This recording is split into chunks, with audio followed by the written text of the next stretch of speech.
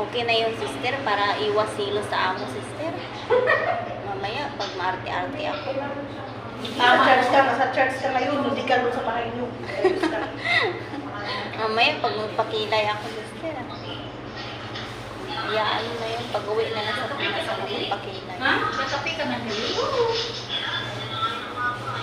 Ba't parang ang tigas ng ano, pagsuklay? Pero magbuhol doon. Magbuhol sa baba. Kung sa bahay tayo ni Amo, wala tayong mga nanay talaga, no? Ako din naman. Sa bahay ako din naman. Sila ka-arte-arte ba, no?